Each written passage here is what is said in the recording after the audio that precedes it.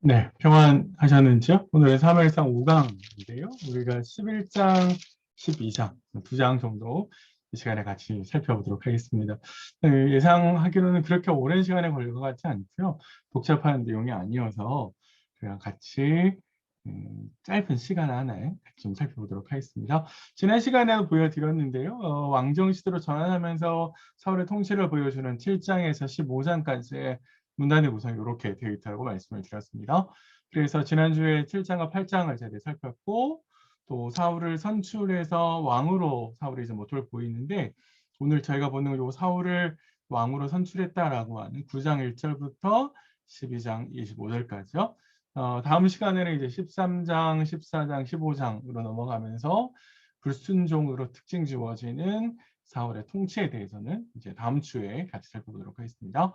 네, 이것도 말씀드렸죠. 7장과 8장에서 하나님께서 사무엘을 통해서 완전히 온전하게 역사하셨는데 8장에 가서 장로들은 왕정을 요구해요. 그 왕정을 요구하는 것이 옳지 않다라고 하는 것을 이런 문단의 배열을 통해서 저자가 우리에게 보여주고 있다라고 이야기를 하고 나서요. 더 나아가서는 그럼에도 불구하고 하나님께서 이스라엘 백성들을 포기할 수 없었기 때문에 허락해 주셨고 그 허락해 주셔서 왕을 선출하게 되었습니다. 그래서 9장 1절부터 11장 15절까지는 하나님께 선택하신 사람이 누구냐를 보여주었죠. 그게 바로 사울이었고 그 사울을 공식적으로 이스라엘 백성들 앞에서 제비뽑기를 통해서 보여주었습니다. 내가 선택한 사람이 바로 사울이다. 그래서 사울은 자신이 하나님으로부터 선택받은 것, 그 선택이 틀리지 않았다라고 하는 것을 보여주고요. 하지만 12장에 가면 하나님께서 이 모든 것을 다 들어주었지만 너희가 왕을 구한 것은 저희다라고 하는 것을 사무엘이 지적하고 더 나아가서 그럼에도 불구하고 하나님의 말씀을 잘 듣는다면 순종한다면 이 왕정이 하나님의 정치, 하나님의 신정 정치와 공존할 수 있을 거다라고 하는 이야기를 이제 12장 가서 합니다. 오늘 그래서 저희가 11장부터 12장까지 있는데 11장과 12장이 어떤 흐름 속에 있었는지를 같이 보시면 될 것 같고요. 그래서 정리를 하면 왕으로 선택받은 사울에 관한 이야기가 11장까지 오고 하지만 사울을 선택해서 주셨지만 그럼에도 불구하고 중요한 것은 하나님의 말씀을 듣고 순종하는 것이다. 이게 바로 12장의 이야기입니다. 오늘 그래서 두 가지 초점을 좀 잘 기억하시면 좋겠는데요. 자, 먼저 11장을 같이 좀 살펴보시죠. 11장은 이런 말씀드린 대로 10장까지는 사울을 선택했다는 걸 보여주었죠. 이제 사울을 선택했는데 왜 하나님께서 사울을 선택했는가? 사울의 선택은 정당했나라고 하는 것을 보여줄 차례가 되었는데 사울은 하나님께서 자신을 선택한 것이 틀리지 않았다라고 하는 것을 암몬과의 전쟁을 통해서 보여줍니다. 자, 그 내용이 바로 11장 1절부터 15절까지 내용인데요. 1절부터 13절은 암몬을 무찌르면서 사울의 자격을 증명하는 것이고 14절, 15절은 그래서 나라를 완전히 새롭게 새 출발하자라고 하는 이야기를 하고 있는 이야기입니다. 복잡하지 않은 내용인데요. 중간에 약간 까다로운 내용들이 있긴 한데 같이 한번 살펴보도록 하겠습니다. 1절부터 3절이 이제 상황을 소개해주고 있는 내용인데 사회사본 그러니까 이제 사회사본에서 발견된 다른 어, 이 기록들에 보면은 우리가 조금 더 이해하기 쉬운 상황들을 이제 보여주고 있습니다. 원래 암몬 왕 나하스가 길랏을 이제 침략을 했는데 길랏 야베스를 침략했는데 그 중에 일부의 군사들이 도망쳤다는 거죠. 그래서 야베스 지금의 이제 오늘 본문에 등장하는 사람들 쪽에 숨어들었는데 나하스가 이 모든 사람들을 다 무찌르기 위해서 포위했다. 그래서 그런 포위 상황들 속에서 맞은편에 진을 쳤다. 이제 이렇게 연결을 할 수 있을 것 같습니다.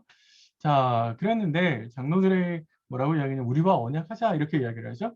그 말은 장로들이 사실은 싸워서 이길 만한 승산이 없어 보이는 그러니까 요구하는 게 뭐냐 우리가 들어줄게.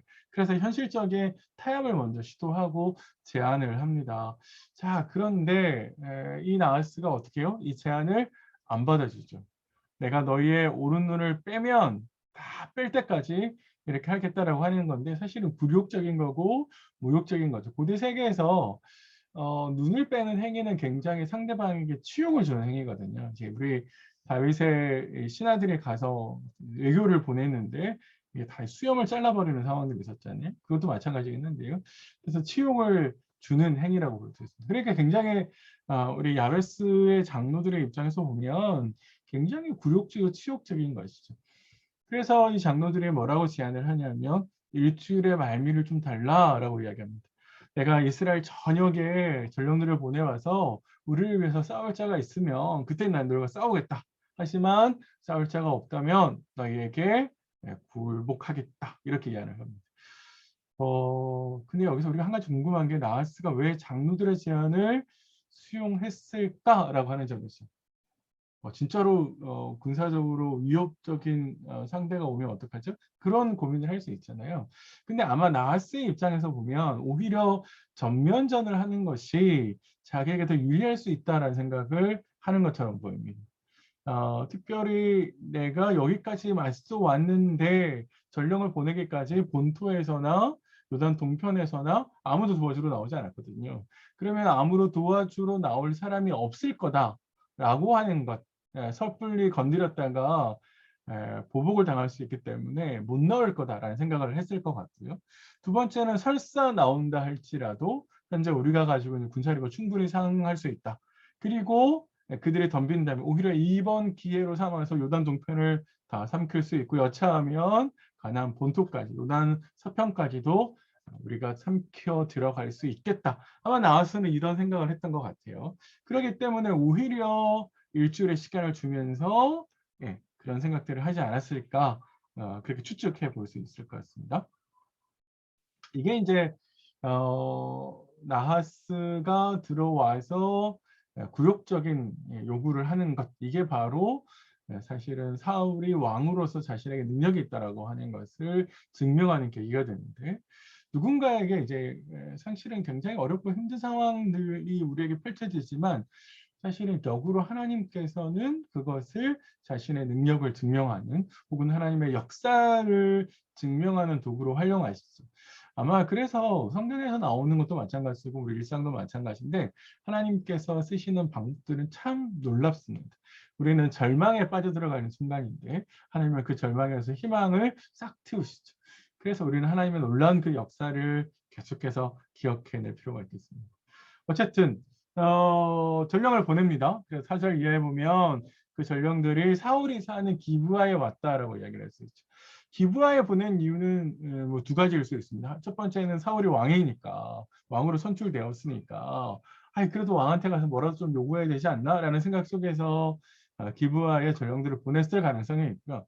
하지만 앞에서 조금 저희가 알고 있는 기록들을 살펴보면 사사기에 보면 아시죠? 레위 사람의 첩을 베냐민의 불량배들이 나쁜 짓을 하죠. 그래서 모든 이스라엘 자손들과 베냐민이 싸움을 하게 됩니다. 그게 이제 사사기 19장과 20장에 기록되어 있는데 혹시 시간 나실 때 한번 읽어보시면 좋겠습니다. 그때 사실 이 전쟁으로 말미암아 베냐민이 멸절할 위기에 있었는데 길르앗의 여인들이 이 멸절될 베냐민을 도와주죠. 그래서 시집을 가게 되고 그래서 자손을 낳게 합니다. 사실은 다른 지파들이 베냐민에게 절대로 우리 딸들을 주지 말자라고 단합을 했기 때문에 베냐민은 굉장히 큰 위기 속에 있었죠. 그때 길르앗 여인들, 오늘 본문에 나오는 이 길르앗 야베스의 사람들이 도와줬다는 거죠. 그러니까 우리가 그때 좀 도와줬으니까 우리를 좀 도와달라라고 해서 베냐민 지파를 찾아오고 그리고 사울을 찾아왔을 것 같다.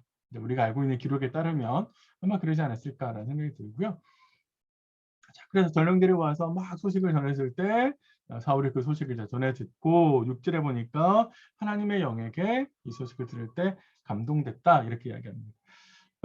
이게 이제 사사시대의 전통이긴 한데요. 사사시대에 보면 하나님의 영이 어떤 문제가 생겼을 때 하나님께서 영을 보내시고 그 영을 받으면 하나님을 감동돼서 능력을 힘입어서 전쟁에 승리하는 것. 이런 패턴들은 저희가 이제 사사시대에서 자주 볼 수 있는 패턴이었죠. 그래서 이런 것들이 똑같이 이제 사실 여기에서도 반복되고 있다라는 것이죠. 거룩한 분노가 일어납니다. 하나님의 영에 감동되었을 때 자신의 민족의 치욕을 가하고 있는 굴욕적인 외교를 요구하는 암몬 나하스를 향해서 사울은 분노를 일으키죠. 성경에서 예수님께서 거룩한 분노를 내셨잖아요. 우리 분 자체는 나쁜 게 아닙니다. 착각을 좀 할 수 있는데 화내면 안 되는 거 아닌가? 이제 성경에 그렇게 요구할 때도 있죠. 자기의 욕심을 위해서, 자기의 욕망을 위해서 뭔가 화를 내는 건 나쁘지만, 그러나 하나님의 진리와 정의를 위해서 분노하는 거. 사실은 거룩한 분노가 없다면 상황을 바꿀 수 있는 게 아니거든요. 그래서 분노는 필요합니다. 우리에게 의분은 필요합니다. 의분을 내는 것 자체를 아주 나쁘다라고 생각하지 마십시오. 뭐 우리 시대의 아주 안타까운 사고들, 뭐 세월호 사건이라든지 이런 사건들이 아직 해결되고 있지 않잖아요. 그런 사건들을 통해서 우리가 하나님의 백성으로서의 거룩한 의분에 대한 것들은 필요한 것이죠. 자, 그래서 사울이 뭐라고 합니까? 소를 잡아서 각 지역에 보내요. 각을 떠서. 여러분이 이렇게 나오지 않으시면 이 긴 거룩한 전쟁을 해야 되는데 민족의 운명이 달린 전쟁 앞에 여러분 도와주지 않으면 여러분의 소를 이처럼 만들겠습니다. 이렇게 이야기합니다. 그래서 사실은 사울이 의도하는 건 뭐예요? 민족을 위한 전쟁에 동참해 달라라고 하는 것이죠. 사실은 한 공동체잖아요. 이스라엘은 지파 공동체고 신앙 공동체인데 공동체가 공동체라고 하는 것을 증명하는 길은 어렵고 힘든 일에 도와주는 거죠. 그죠? 손을 내밀어 주는 거거든요. 그게 바로 한 공동체라고 하는 것을 증명하는 것이고 한 공동체라고 하는 것을 보여주는 방법이 되는 것이죠. 그래서 사울은 이 민족을 위한 전쟁에 동참해 달라라고 요구를 하고요. 그렇지 않으면 여러분의 소도 이처럼 만들겠습니다. 이렇게 엄포를 놓는데 당시에 소는 굉장히 귀한 동물이었습니다. 그러니까 재산의 목록 가운데 1호로 나올 수 있는 굉장히 귀한 요구였기 때문에 동물이었기 때문에 그만큼 동참을 좀 해달라라고 요구를 하는 것이죠. 그때 하나님의 두려움, 여호와의 두려움이 백성들 마음에 임했다. 이게 이 감정이 정확하게 어떤 건지를 이해하는 게 참 쉽지 않은데 어쩌면 그들 마음 속에 이거 참여해야 되는구나라고 하는 사울의 마음을 전염시킨 의분을 일으키는 아마 그런 마음이지 않았을까요? 저는 그렇게 생각을 하고요. 그래서 이스라엘 30만, 유다 3만이 함께 이 전쟁에 같이 참여하게 됐죠. 그래서 사울과 함께한 군사들이 뭐라고 소식을 전하냐면 지금 길르앗 야베스에서 사람들이 왔잖아요. 그래서 사람들에게 내일 해가 더울 때에 라는 말은 사실은 빠른 시간 내에 지금 우리가 밤새 너희에게 가서 가는 시간이 있어야 되니까 가서 늦지 않게 너희를 치겠다, 구원하겠다 이렇게 소식을 전하죠. 그래서 전령들이 빨리 가서 소식을 전하는데 다만 이 전령들은 10절에 보면 약간 오해하기 쉬운데요. 10절은 야베스 사람들이 적군 암몬에게 하는 이야기예요. 아하스에게 하는 이야기가 야 우리가 사람을 못 구했다. 우리를 구하러 온 사람이 없다더라. 그러니까 우리가 너희에게 나아가겠다. 이렇게 거짓말을 하는 거죠. 왜냐하면 그래야만 적들의 마음을 놓을 것이고 그래야만 사울이 와서 기습할 수 있겠죠. 그래서 사울의 공격을 눈치채지 못하게 이렇게 말을 하는 것이고요. 그래서 밤새 사울이 달려와서 아마도 이제 새벽에 기습 작전을 감행해서 승리를 하게 됩니다. 자, 이렇게 함으로써 사울은 뭘 한 거예요? 자신이 왕으로서의 자격이 있다. 민족을 구한 전쟁으로부터 리더십을 발휘해서 민족을 구했다라고 하는 것을 통해서 하나님의 선택이 틀리지 않았다. 내가 하나님 선택하신 왕으로서의 자격이 있다라고 하는 것을 이제 백성들에게 다 보여준 것이죠.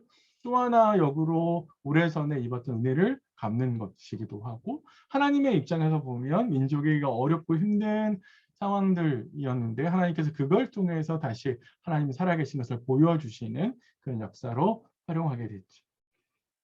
자, 그런데 전쟁이 잘 끝나고 났는데 한 가지 남은 문제가 있었습니다. 그건 뭐냐면 10장 27절에 사울이 제비 뽑기를 통해서 사울이 왕으로 선출되었을 때 많은 수의 사람들은 즐거워하고 기뻐했지만 일부 사람들은 특별히 이제 불량배라고 저희 성경에 표현되어 있는데요. 10장 27절에 이 사람이 어떻게 우리를 구원하겠느냐 이렇게 이야기합니다. 그러면 하나님의 선택을 부정한 거죠. 사울은 자격이 없어. 저 사람이 어떻게 우리를 구원해? 이렇게 얘기했단 말이에요. 그런데 어떻게 됐어요? 사울이 하나님의 능력을 통해서 증명했단 말이에요. 그러니까 사람들이 뭐라고 이야기합니까? 사무엘에게 가서 야, 저 사람 죽입시다. 네? 이렇게 요구하는 거죠. 그런데 뭐라고 대답을 하냐면 사울이 이 날에는 사람을 죽이지 못하리니 여호와께서 오늘 이스라엘 중에 구원을 베푸셨기 때문이다 라고 이야기하죠. 사울의 이 대답 속에는 아마 저는 가능성이 두 가지 있을 거라고 생각해요. 하나는 하나님께서 우리에게 승리를 주신 기쁜 날이지 않냐, 구원을 베푸신 날이지 않냐. 근데 이 기쁜 날에 우리가 누군가를 죽이면 되겠냐, 하지 말자.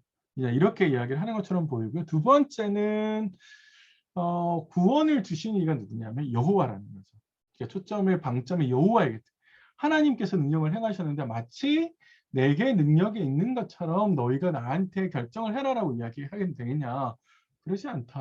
하나님께서 승리를 주신 거지. 하나님의 능력이 있는 거다. 그런데 내가 뭐라고 저 사람들을 죽이겠냐라고 하면서 사울이 자신의 겸손함을 보여준 거다. 그러면서 하나님의 선택, 하나님이 왜 사울을 선택했는지를 보여주는 거죠.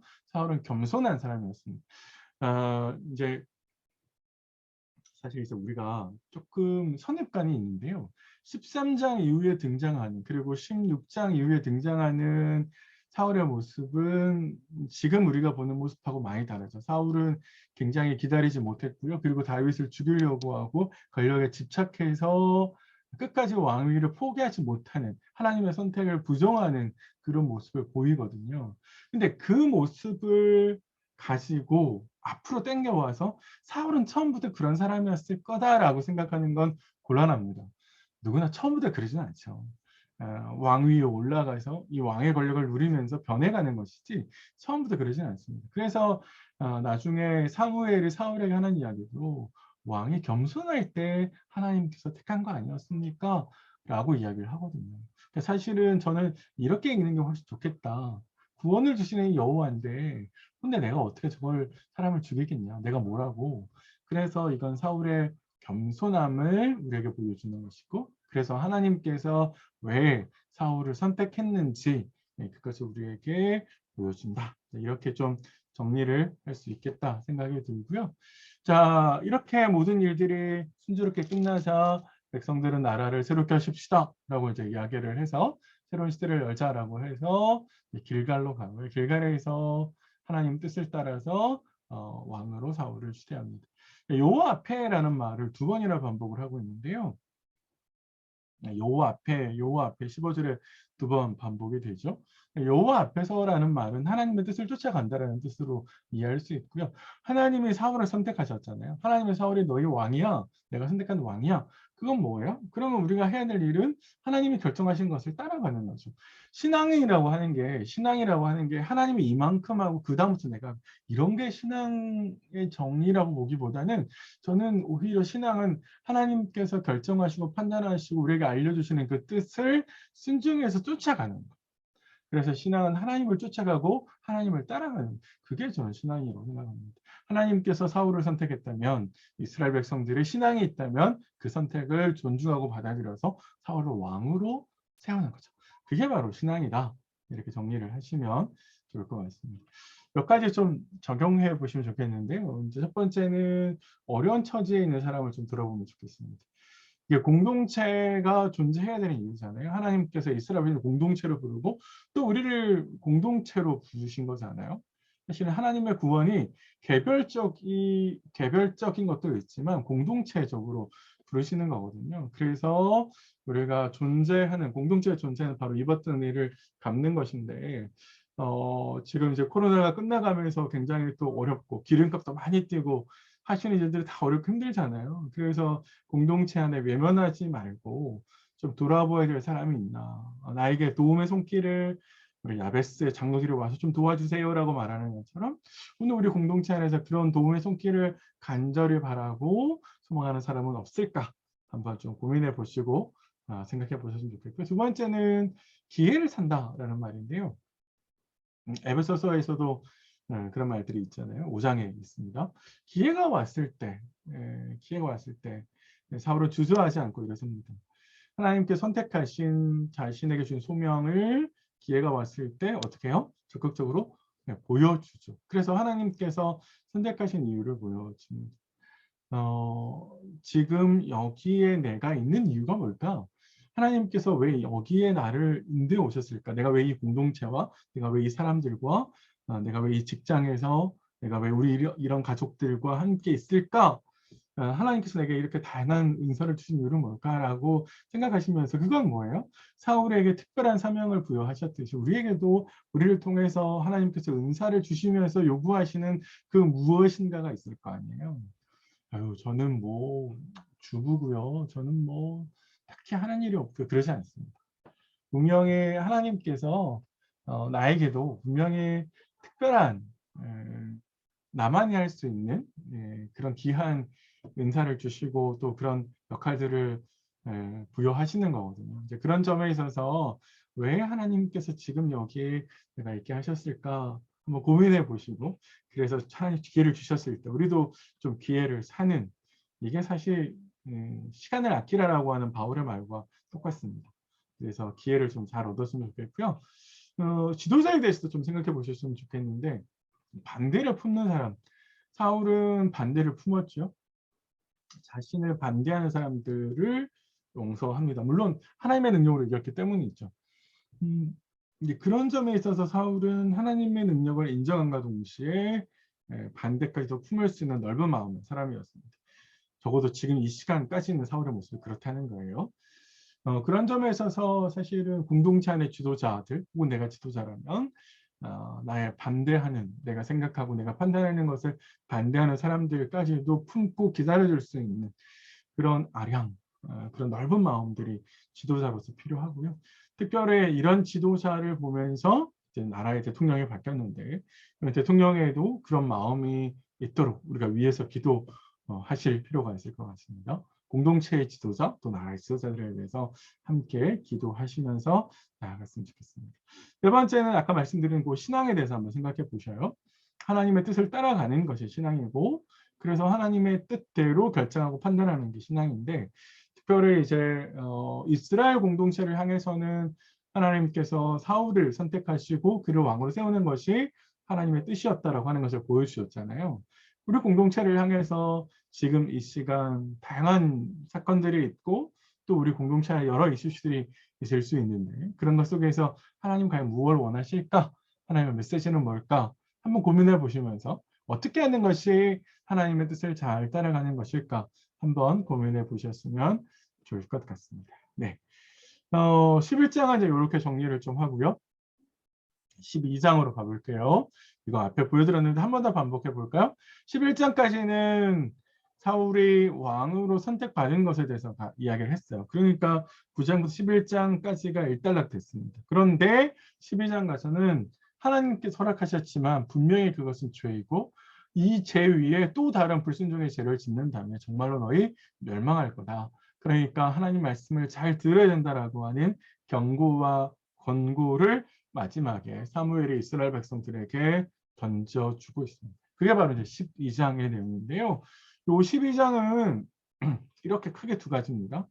보세요. 첫 번째 단락 1절부터 13절은 왕을 구한 건 분명한 죄였어. 너희 잘못했어. 너희가 왕을 구하여야만 한 아무런 이유가 없었어. 라고 하는 것을 분명히 이제 지적하고요. 두 번째, 하지만 하나님 말씀에 순종하면 그나마 멸망하지 않고 살 수 있게 될 거야. 그걸 이제 14절부터 25절까지 나오고 있습니다. 14절, 15절의 문단을 1절부터 13절에 붙이는 게 보는 게 꽤 많아요. 이제 그렇게 다를 수 있는데, 저는 이제 나중에 이제 구성을 한번 보시면, 여기 보시면 1절부터 2절 상반절 12, 13절 내용이 똑같아요. 그리고 나중에 가 보시면 14절과 15절의 내용과 24절과 25절의 내용이 똑같습니다. 앞뒤로 말을 맞추고 있는 것처럼 보여요. 그래서 13절에서 문단을 하나 자르는 게 좋겠다. 이제 저는 그런 생각을 하고요. 혹시 이제 판단하시면서 각자 나는 그런 거 아닌 것 같은데? 하시면 이게 크게 뭐 내용의 논리를 완전히 확 바꾸는 결정적인 그런 건 아니어서 각자 원하시는 대로 보시면 될 것 같습니다. 네, 그래서 12장 전반부의 1절부터 13절의 문단은 이렇게 구성되어 있습니다. 앞뒤로 너희 왕을 세워서 출입하게 됐다. 그런데 너희가 왕을 구해야 될 이유가 없다라고 하는 것을 두 가지 이유를 통해서 보여주는 겁니다. 그래서 이제 이걸 좀 도식화 시켜보면 핵심은 중간에 있는 거예요. 왕을 구해야 될 너희는 억지로 왕을 달라고 요구했는데 사실은 왕을 구해야 될 이유가 없다. 왜 사무엘도 지도자로서 되게 결백했었고 그리고 하나님도 시대마다 구속사 안에서 열심히 일을 하셨고 사무엘 시대까지 출애굽에서부터 사무엘 시대까지 그러니까 너희가 지금 왕을 구하는 이유는 없다. 라고 하는 이제 사실은 비판하는 거죠. 그러니까 왕을 구하는 것이 죄다라고 하는 것을 명백하게 지적하는 겁니다. 하나씩 좀 살펴보시죠. 1절과 2절에요. 너희가 한 말을 다 듣고 내가 너희에게 왕을 세웠다 이렇게 이야기했는데 사실 8절부터 11장까지가 이거였죠. 백성들의 요구. 그래서 하나님 허락해서 왕을 세웠다. 특별히 이제 11장 14절 15절에 보면 사울이 전쟁에서 이기고 길갈에서 왕을 새롭게 해서 나라를 새롭게 해서 왕으로 추대받은 사건들을 기록하고 있습니다. 자, 그런데요. 2절부터 하반절 너희가 왕을 구했지만 사실 너희가 왕을 구해야 될 이유가 없다. 그걸 이제 두 가지 근거를 두는데 하나는 지도자, 현재에 있는 지도자, 사사로서의 사무엘의 지도자로서의 결백이 하나고요. 사실은 내가 뭐가 문제가 있었니? 난 문제가 없었어. 이제 사무엘이 이렇게 이야기하고요. 두 번째는 하나님의 구원이 한 번도 하나님께서 불성실하게 이스라엘 백성들에 대하지 않으셨다는 거죠. 6절부터 11절에 하나님께서 행하신 구속사를 회고하면서 하나님께 성실하게 구원해 오셨다. 지금까지. 그러니까 이 두 가지 내용을 통해서 너희는 사실 하나님께 구했어야 될 이유가 없다. 이걸 이야기하는 것이죠. 자, 첫 번째 사무엘 자신의 결백을 볼까요? 이제 하반절부터 나는 이제 나이가 많고 아주 출입하는데 사무엘이 막 질문을 던져요. 그죠? 이제 하반절부터 좀 보세요. 내가 증언한다 이렇게 얘기하면서 내가 소 뺏은 적이 있어? 없죠. 나귀를 빼앗은 적 있어? 속인 적 있어? 이렇게 계속 질문하잖아요. 사실은 없다는 것을 강조하는 거죠. 그러니까 이 질문들의 초점은 뭐냐면 내가 도덕적으로 윤리적으로 비난받을 일이 없었다라고 이야기를 합니다. 내가 공적 지위를 이용해 사적인 이익을 추구했냐? 그렇지 않다. 내가 권리를 남용한 적이 있냐? 내가 누군가의 타인을 억압한 적이 있냐? 그렇지 않다라고 이야기를 합니다.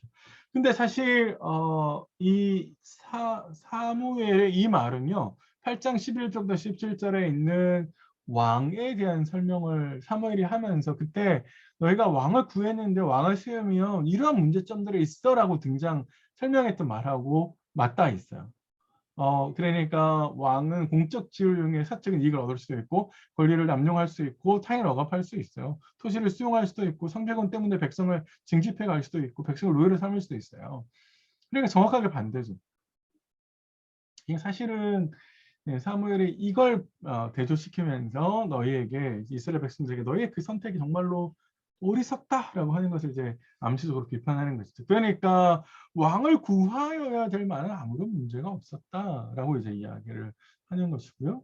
더 나아가서 왕정을 요구하는 것은 정말로 너희가 어리석은 선택을 한 거다. 이렇게 사무엘이 이야기를 하는 겁니다. 더 나아가서요. 네, 지금 뭔가가 잘못됐네요. 네, 이렇게 요거부터 봐야 됩니다. 6절부터 11절에 이제 구속사를 해고합니다. 크게 두 가지 역사를 봐요. 출애굽의 역사를 보고 사사시대 역사를 살펴요. 출애굽은 이스라엘 백성들이 나라, 국가 이스라엘로서 형성될 수 있는 사건이거든요. 그러니까 모든 역사의 시작은 이 출애굽에 있어요. 그 출애굽은 굉장히 독특한 역사고 이스라엘의 정체성을 보여주는 역사죠. 보통의 국가는 이익을 형성하는 이익에 이제 서로의 입장 때문에 권력을 맡기고 그래서 우리를 보호해 주세요라고 하면서 이게 이제 국가가 만들어지는 건데 이스라엘 백성들은 그게 아니라 야훼 신앙, 하나님을 믿는 그 신앙이 기반에 대해서 만들어진 나라였거든요. 굉장히 독특한, 그게 바로 출애굽 때문에 보여주는 거죠. 그래서 이스라엘의 시작점이 되는 역사를 보여주는 거고요. 하나님께서 애굽으로부터 이스라엘 구원했다. 성실하게 하나님께서 하셨다는 거죠. 그 음성을 들었다. 이렇게 이야기하죠. 두 번째는 사사시대를 살펴보는데 갑자기 네 사람이 등장합니다. 바락, 드보라, 베단, 사무엘. 갑자기 베단이라는 사람이 누구지? 이렇게 등장을 해서 잘 모르시죠? 혹시 기억나세요? 이제 이 베단이라고 하는 사람은 아마 좀 바락을 잘못 쓴 게 아닌가라는 생각을 합니다. 네, 그래서 정확하게 잘 몰라요. 72역에는 그렇게 되어 있는데 사실 저 사람이 누군지 몰라도 이 본문을 보는 데는 크게 문제가 없습니다. 그래서 두 번째 역사는 사사시대를 살펴보는 것인데 출애굽 이후부터 사사시대를 살펴보는 것이죠. 자, 그러니까 출애굽의 한 역사, 그 이후에 나온 사사시대의 역사를 살펴보면서 출애굽의 나라가 시작된 시기, 그리고 사무엘까지의 사사시대는 현재까지잖아요. 그러니까 이게 뭘 말해줘요? 모든 역사를 포괄하는 거죠. 너희 이스라엘이 만들어지고 난 다음부터 하나님께서 지금까지 너희에게 불성실하게 구원해 주지 않은 적이 있냐? 너희가 백성들이 하나님께 막 소리를 치면서 구원해 달라고 했을 때 하나님이 구원해 주지 않은 적이 있냐? 없지 않냐? 하나님 지금까지 얼마나 동행해 주셨냐? 얼마나 구속을 해주셨냐? 그걸 증명하는 거죠. 그거는 뭐예요? 역으로 왕을 구하면 우리에게 평화가 있을 것 같고 왕을 구하면 우리가 열방처럼 따뜻하게 강대국이 될 수 있을 것 같아요 라고 하는 그 판단, 그 생각이 정말로 어리석다. 너희가 하나님의 이 역사를 그렇게 모르겠냐? 하나님의 지난 과거 역사가 보여주는 게 뭐냐? 하나님을 의지할 때 너희 조상들이 살 수 있지 않았냐? 하나님을 의지할 때 사사시대에 수없이 많은 구원자들이 일어난 거 아니냐? 이렇게 이야기를 하는 거예요. 사실 어리석은 선택을 한 거다라고 이제 사무엘이 지적을 하는 겁니다. 이게 참 이 역사에 대해서는 우리가 좀 보고 배울 게 꽤 많은데요. 조금 있다가 우리 이제 함의어 적용할 때 나왔네요. 아니, 제가 하나 뭐 빼먹었어요. 하나 돌아가 보시겠습니다. 요거 보시죠. 12, 13절에 다시 한번 그런데도 너희가 왕을 구했다. 억지로 내가 하나님께서 들어주셨다. 이렇게 이야기를 하고 있는데 한 가지 조금 어려운 게 12절인데요. 12절에 보시면 마치 왕을 구한 게 나하스의 친입 때문에 어쩔 수 없이 하나님께 왕을 구했다는 식으로 나오죠. 그런데 우리가 알고 있는 나하스에 대한 11장의 보고는 사울이 왕으로서 자신의 능력을 증명한 것이고 또 나하스의 위협은 전면전이었다라기보다는 요단 동편에 한정돼서 온 거거든요. 이걸 통해서 이게 우리가 그러면은 12장 12절의 이 이야기는 어떻게 이해를 해야 되지? 사실 판단하기 쉽지 않은데 아마도 성경의 저자가 가지고 있는 또 다른 자료가 있었던 것처럼 보여요. 우리가 알지 못하는, 그래서 또 다른 사료에 이 나하스의 침입이 국가적으로 굉장히 위험한, 그래서 좀 그러니까 우리가 왕을 구하고 뭐 이런 이야기들이 있었지 않았을까? 네, 사실 잘 몰라요. 추론합니다. 그러면서 왕을 구했다는 이야기를 하는데 그럼에도 불구하고 1절부터 13절의 문단의 내용은 똑같습니다. 네, 왕을 구한 것은 옳지 않았다라고 하는 것을 이제 우리에게 이야기해 주고요. 자, 그래서 적용해 보시면 제가 이 첫 번째 적용을 좀 말씀을 드리고 싶은데 사실 이 왕정이나 왕은 이스라엘 백성들이 그들 안에 있는 욕망, 저 나라들처럼 되고 싶은데, 저 사람들처럼 되고 싶은데, 저 굉장히 멋져 보이는데 왕을 통해서 가는 거예요. 사실은 그 욕망을 합법화한 거거든요. 그게 왕정이에요. 그리고 그 왕은 그 욕망을 투영시키는 존재거든요. 사실 사람들이요, 착각해요. 어떤 내가 가지고 있는 생각을 가지고 내 행동이나 내 상황을 바꿀 수 있다고 생각을 하는데 그러면 좋겠죠. 그럴 수 있으면 좋겠는데 사실은 그 반대입니다. 반대로 가요. 내가 행동하는 것으로 내 생각을 바꿔요. 그러니까 과연 진짜 그런가? 내가 신앙의 기준이 돼서 하나님의 말씀의 기준이 돼서 그 말씀을 가지고 내 삶을 바꾸는지 아니면 내 삶이 이렇게 살고 있으니까 뭐 하나님 믿는 것도 요 정도는 괜찮겠지라고 바꾸는지 어떠세요? 후자지 않습니까? 사실은 우리가 전자처럼 하지만 사실은 후자처럼 살고 있을 때가 많죠. 그래서 현실의 어떤 우리가 살아가는 일상의 삶의 이슈, 그다음에 어떤 유행, 사람들의 기본적인 생각, 가치들을 가지고 내 신앙의 개념, 바꾸거든요. 체계를 바꿔요. 이게 굉장히 위험하다는 겁니다. 성경은 그렇지 않거든요. 하나님 그렇게 이야기하시지 않거든요. 그래서 성경에 가르치는 대로 살지 않으면 살아가는 대로 성경을 바꾸려고 해요, 우리가. 그럴 수 있어요. 예, 그런 위험에 도사리고 있는 거거든요. 그래서 우리가 현실 때문에 신앙의 개념과 체계를 바꾸는 일이 없도록 이걸 좀 깊이 좀 이스라엘 백성들의 역사를 통해서 곰곰이 좀 생각해 보시면 좋겠고요. 특별히 그래서 우리 역사에서 배워야 돼요. 역사는 성경에 나와 있는 이스라엘 역사는 그들만의 역사가 아니라는 거죠. 왜? 하나님께서 이스라엘 백성들에게 역사하셨던 똑같은 방식으로 우리에게 역사하시기 때문에 그렇습니다. 그래서 우리가 역사를 반추해야 되는 이유가 바로 여기에 있습니다. 역사를 기억하지 않으면 자꾸 어리석은 선택을 하게 되는 거거든요. 짧게 내 삶에도 한번 생각해 보세요. 지난 내 삶에 내가 지금까지 온 이제 이 인생의 걸음에서 진짜 어렵고 힘든 일이 있을 때 하나님께서 어떻게 하셨나, 그게 어떤 식으로 해결되었나를 좀 잘 한번 생각해 보세요. 그걸 생각해 보면 하나님이 그때도 그렇게 하셨는데 우리가 똑같은 하나님을 믿고 있잖아요.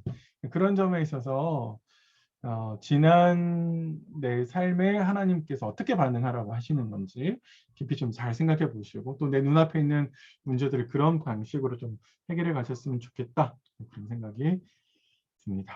네. 마지막으로요, 이제 14절부터 25절까지 문단인데 이 문단도 이제 이렇게 구성되어 있습니다. 하나님 말씀에 순종하면 좋은데 그렇지 않으면 하나님 너희 치실 거다. 맨 끝에 보세요. 24, 25절 똑같이 있죠. 그리고 중간에 왕을 구하는 것이 죄라는 것을 기억하면서 다시 한 번 더 순종을 권면하는데요. 이 문단도 재미있게 이렇게 구성되어 있습니다. 네, 앞에 뒤에 문단은 똑같은 내용을 담고 있고 그 중간에 왕을 구한 것이 죄다. 그래서 순종을 권면하겠다 이렇게 나오는데 제가 아까 14절부터 15절까지 문단을 잘랐던 이유가 여기 있습니다. 14, 15절이 앞에 붙을도 괜찮을 것 같은데 저는 이제 뒤에 붙는 게 더 좋겠다, 그런 생각이 좀 들어요. 각자 이제 판단하시면 될 것 같고요. 내용을 한번 볼까요? 14, 15절은 여호와를 경외하면 목소리를 들으면 살 수 있어. 하지만 그렇지 않으면 망할 거야. 이제 이렇게 이야기하는데 요 말은요. 지금 왕정을 구했잖아요. 왕이 세워졌어요. 하나님께서 야 왕정 세웠어 끝난 거야. 이제 이렇게 이야기하시지 않는다는 거예요. 협력해서 하나님께서 지금 선을 이루려고 하시는데 그러면은 그 선을 이루는 방법이 뭐냐? 왕정이 신정과 왕을 세웠지만 그 왕을 세운 이 정치 체제가 하나님의 통치를 받으면서 갈 수 있는 길이 뭐냐? 그건 간단해요. 하나님 말씀에 순종하는 겁니다. 그래서 히브리어로 이제 듣는다는 말이 샤마라는 뜻인데 히브리어로 듣는다는 거. 15절에 목소리를 듣지 아니하면 이때 듣는다는 말이 나오죠. 그리고 끝에 가시 여호와의 명령을 거역하면 이러면서 두 번 반복하고 있습니다. 그러니까 샤마라는 말, 듣다라는 말을 굉장히 강조하는 거거든요. 그래서 쉐마 이스라엘이라고 하잖아요. 이제 신명기에. 그래서 하나님 말씀을 잘 들어야 된다. 그게 너희가 살 수 있는 길이다. 이제 이렇게 이야기를 하는 겁니다. 그래서 이 다음에 한 문단은 뭘 보여주는 거냐? 왜 들어야 되는지, 그걸 하나님께서 큰 이적을 통해서 우리에게 가르쳐 주시는 건데, 16절 보면 비를 내리시잖아요. 근데 이 비를 내리시는 게 언제냐면 3월부터 6월이에요. 밀을 뱉은 시기인데 이스라엘은 비가 오는 시기와 비가 오지 않는 시기가 나눠져요. 그래서 건기와 우기로 확실하게 나눠지는데 건기에 비가 내리는 일은 극히 드물어요. 거의 비가 오지 않습니다. 근데 여기 보면 여호와께서 사무엘의 말을 들어서 비를 내리시죠. 이건 뭐예요? 네, 너희가 잘못했지?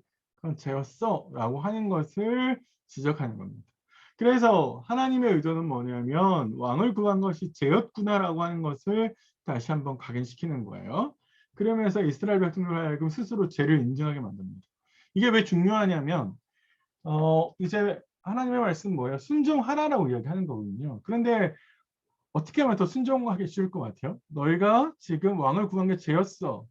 그런데 그 죄 위에 또 불순종의 죄를 지으면 더 이상 살아날 길이 없어, 살 수 있는 길이 없어 라고 하는 것을 알려주는 거죠.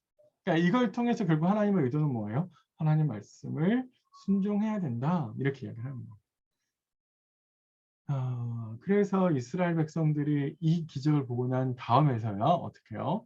자칫 그동안에는 왕정을 필요해요. 우리 왕 구해주세요. 라고 했는데 이제는 이걸 보고 난 다음에 우리가 진짜 잘못했구나. 라고 하는 것을 인정합니다. 그러니까 죄를 인정하면서 사무엘에게 구원의 기도를 요청하는 것이죠. 우리 죽지 않게. 진짜 하나님께서 우리 죽이실 것 같아요. 당신이 하나님께 기도해서 우리를 좀 죽지 않게 해주세요. 라고 이제 기도를 요청합니다.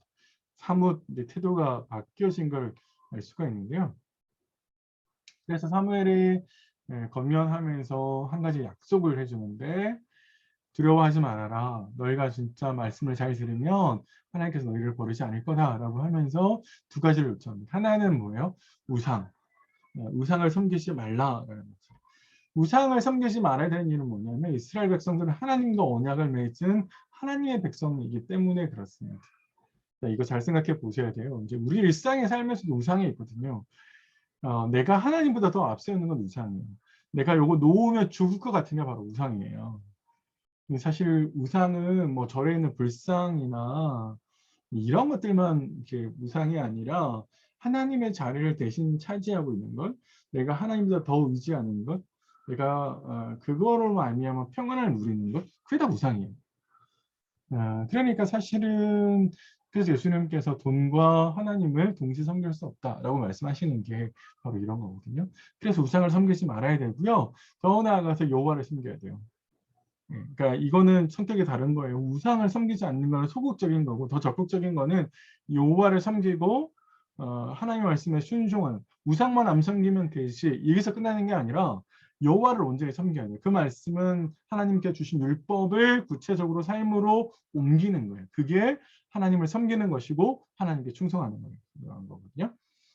그러면 하나님께서 버리지 않으시겠다라고 얘기합니다. 사무엘도 어떻게 합니까? 그리고 나도 하나님께서 버리지 않으시니까 너희가 이렇게 열심히 할 때 나도 열심히 할게. 나도 하나님께 기도하는 자를 쉬지 않고 또 선악과 의로운 길을 너희들에게 잘 가르치겠다라고 이제 약속을 합니다. 이 14, 25절은 이제 그러면서 14, 15절과 이제 걔를 같이 하는데요. 너희를 위하여 행하신 그 큰 일을 생각하여 경외하고 또 마음을 다해 진실히 섬기라. 내 죄를 지으면 망한다. 이렇게 이야기하죠. 14, 15절하고 내용을 같이 하고 있습니다. 이 내용이 함의하는 바는 결국 뭐냐? 너희의 생존, 너희가 살 수 있는 이 가나안 땅에서 너희가 살 수 있는 유일한 방식은 왕의 능력에 달린 게 아니라 누구의? 하나님에게 달렸다는 거지. 하나님에게 달려 있어. 그러면 어떻게 돼요? 하나님 말씀에 순종해야 되는 거죠. 너희가 하나님 말씀을 듣고 순종하면 하나님께서 너희를 버리지 않겠지만 하나님 말씀에 불순종하면 하나님께서 너희를 버리실 것이다. 이제 이렇게 하나님께서 말씀하십니다. 그래서 사실 이걸 생각해 보셔야 돼요. 왕을 세우면서 진짜 평화가 주어지느냐? 그렇지 않죠. 평화는 하나님 손에 달려 있었습니다.